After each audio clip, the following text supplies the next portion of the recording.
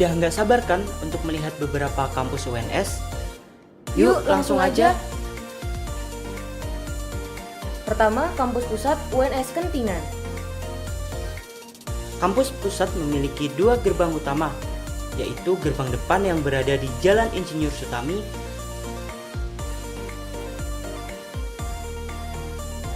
dan gerbang belakang yang berada di Jalan Ki Hajar Dewantara.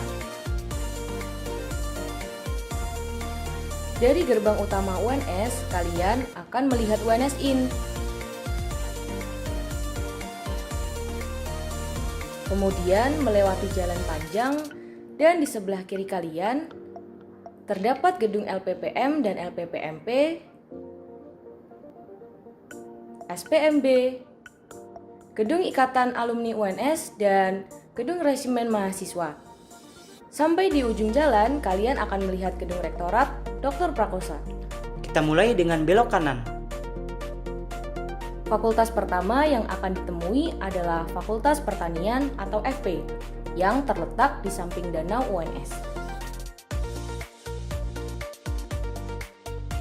Danau UNS ini merupakan ruang publik yang biasa digunakan untuk kegiatan mahasiswa, salah satunya lomba kano.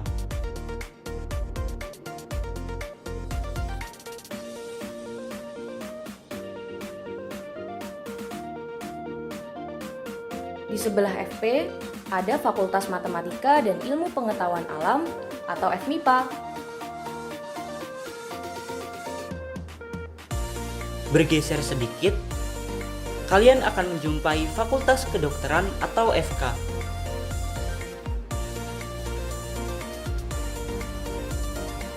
Nah, di sekitar FK, kalian bisa melihat gelanggang olahraga,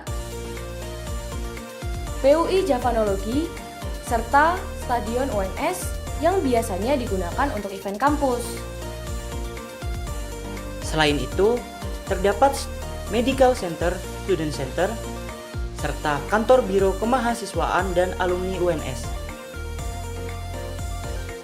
Tahukah kamu kalau UNS memiliki julukan Kampus Benteng Pancasila? Jadi, di UNS ini kalian bisa menemukan tempat-tempat ibadah dalam satu lokasi, mulai dari masjid, pura, gereja kampus, wihara, dan kelenteng. Lanjut! Selain lewat pintu utama atau gerbang depan, kalian juga bisa loh mengakses gerbang belakang untuk masuk ke kampus pusat UNS Kentingan. Jika dari gerbang belakang, fakultas pertama yang dijumpai adalah Fakultas Keguruan dan Ilmu Pendidikan atau FKIP, serta Gedung Pasca Sarjana UNS. Kemudian ada Fakultas Hukum atau FH.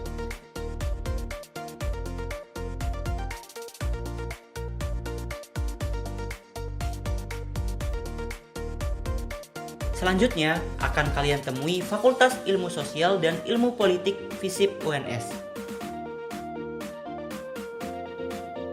Putar balik lagi ke arah depan, kalian bisa mampir ke Fakultas Ekonomi dan Bisnis FEB. Lalu di depan FEB, kalian akan bertemu dengan Fakultas Seni Rupa dan Desain atau FSRD. Di sebelah FSRD ada Fakultas Ilmu Budaya atau FIB.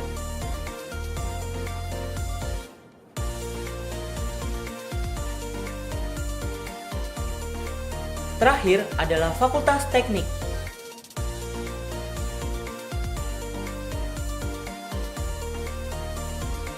Perlu kalian ketahui juga tempat lain yang biasanya akan jadi tujuan mahasiswa baru, seperti Gedung Auditorium DPH Haryo Mataram, Koperasi Mahasiswa, dan Perpustakaan Pusat. Di dalam Perpustakaan Pusat, terdapat UPT Layanan Internasional yang biasanya diperlukan oleh mahasiswa internasional untuk mencari informasi. Assalamualaikum semuanya, perkenalkan kami dari kelompok yang beranggotakan saya sendiri, Renzi Noviana dengan NIM K84266 dan rekan saya Putri Larasati Kiato dengan NIM K84260 dari program studi Pendidikan Sosiologi Antropologi, Fakultas Keguruan dan Ilmu Pendidikan Universitas 11 Maret Angkatan 2020. Pada video kali ini dibuat untuk memenuhi tugas video pembelajaran mata kuliah Ekonomi Kreatif yang diampu oleh Bapak Abdul Rahman. Nah, pada kesempatan kali ini kita akan belajar mengenai bab 4, yaitu analisis atribut produk. Sebagai gambaran awal, produk itu apa ya? Produk merupakan barang ataupun jasa yang diperjualbelikan di pasar untuk dapat difungsikan sesuai keinginan maupun kebutuhan dari para konsumen. Produk merupakan sesuatu yang sudah biasa kita temui dalam kehidupan sehari-hari. Misalkan saja baju, gelas, kipas angin, handphone, laptop, dan lain sebagainya. Di sini produk memiliki jenis yang beragam. Ada produk dengan bentuk yang berbeda namun fungsinya sama, atau bahkan memiliki perbedaan baik dari segi bentuk, penamaan, maupun fungsinya. Oleh karena itu, kita harus memahami dengan baik mengenai pengelompokan produk. Secara umum, produk dikelompokkan menjadi 4 jenis, yaitu yang pertama convenience good atau kenyamanan, yaitu merupakan suatu barang yang harganya relatif murah. Barang itu sering dibeli dan mudah didapatkan, contohnya saja seperti sabun, beras, dan gula. 2. Merupakan shopping goods atau belanja, merupakan barang yang dibeli berdasarkan ketersediaan di toko penyedia, seperti contohnya furnitur atau alat elektronik. Yang ketiga, specialty goods atau khusus, merupakan barang yang memiliki karakteristik atau ciri khusus, termasuk identifikasi merek, dan untuk membelinya harus dengan upaya khusus, contohnya saja mobil mewah. Yang terakhir adalah unsold goods, yaitu merupakan barang yang tidak terpikirkan untuk dibeli. Biasanya terpikirkan setelah konsumen itu menyadari akan pentingnya produk tersebut, contohnya saja asuransi kesehatan. Apa sih pentingnya strategi branding itu? Nah, strategi branding ini sangat penting bagi suatu produk. Produk akan lebih mudah dikenali oleh konsumen dengan adanya strategi branding. Nah, hal yang perlu dilakukan dalam menyusun strategi branding adalah menentukan merek. Merek ini digunakan sebagai identitas atau nama bagi produk tersebut, agar mudah dikenali oleh para konsumen. Sedangkan fungsi dari branding itu sendiri yaitu digunakan untuk mengidentifikasi produk dalam menjual ulang atau penjualan baru produk tersebut. Selain merek, ada juga hal yang perlu diperhatikan dalam strategi branding, yaitu pembuatan kemasan. Nah, kemasan ini sebisa mungkin dibuat kreatif, unik, dan beda dengan produk lain, agar konsumen lebih mengenali dengan mudah produk yang kita buat. Nah, kemasan ini sendiri memiliki 3 fungsi utama.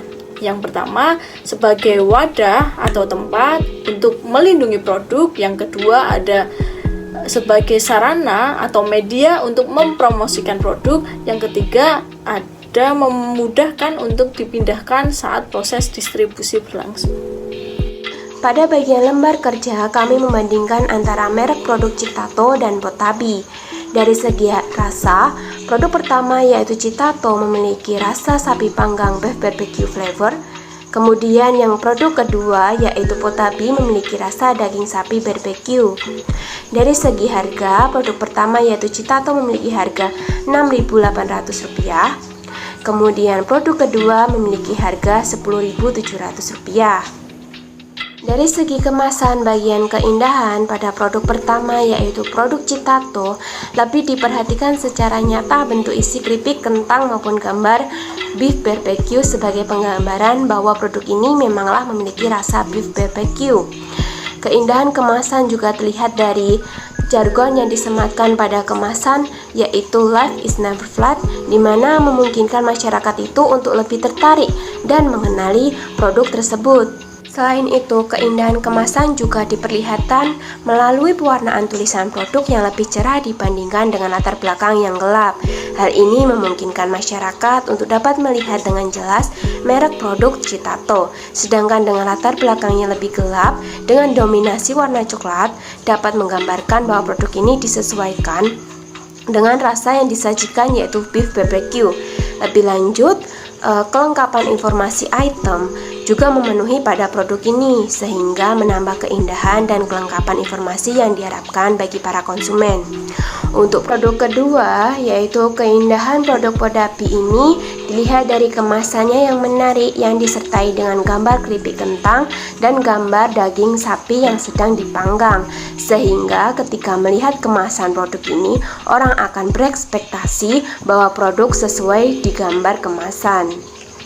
Mengenai kelengkapan informasi, nama merek produk yaitu Citato dan Potabi dengan nama produk yaitu keripik kentang. Pada nama produsen untuk produk Citato yaitu PT Indofood Fortuna Makmur, sedangkan Potabi yaitu PT Kalbi Wings Foods. Mengenai informasi rasa, Citato memiliki rasa sapi panggang beef barbecue flavor, sedangkan Potabi yaitu daging sapi barbecue. Kedua produk ini memiliki komposisi yang berbeda, yaitu pada produk Citato menggunakan kentang sebanyak 62%, sedangkan pada Potabi menggunakan kentang sebanyak 55%. Nah, adapun informasi lain terkait aturan penyajian, neto, sertifikasi halal, sertifikasi kesehatan, tanggal kadaluarsa, informasi nilai gizi, barcode, informasi layanan konsumen dapat dilihat pada bagian yang disampaikan di sini. Dan ini merupakan contoh kemasan dari produk Citato dan Potabi. Dari berbagai informasi tersebut, kesimpulan yang kami ambil dari kedua produk Citato dan Potabi ini adalah jika dilihat dari secara sekilas pada dua kemasan tersebut terdapat kemiripan, tetapi dalam hal ini kemasan produk Potabi itu terlihat lebih menarik dibandingkan dengan produk Citato, seperti pada produk Potabi dibuat dengan kemasan warna yang lebih terang dan jelas, sedangkan Citato itu dibuat dengan kemasan yang lebih sederhana. Yang kedua, perbedaan rasa antara kedua produk tersebut. Nah, perbedaan rasa ini disebabkan oleh perbedaan penggunaan persentase ekstrak daging sapi pada kedua produk. Nah, pada Citato menggunakan persentase penggunaan ekstrak daging sapi 0,01%, sedangkan pada Potabi menggunakan persentase penggunaan ekstrak daging sapi 0,006%. Nah, hal ini menyebabkan rasa pada Citato lebih kuat dibandingkan dengan rasa yang dimiliki oleh Potabi. Yang ketiga, perbedaan harga antara Citato dan Potabi. Pada Citato memiliki harga yang lebih murah, pada Potabi memiliki harga yang sedikit lebih mahal. Nah, pada harga ini sendiri tidak dapat dijelaskan secara rinci karena harga tersebut merupakan wewenang dari produsen. Nah, tentunya harga ini sudah dipertimbangkan oleh produsen itu sendiri. Demikian yang dapat kami sampaikan. Apabila terdapat kekurangan, kami mohon maaf. Terima kasih atas perhatiannya. Wassalamualaikum warahmatullahi wabarakatuh.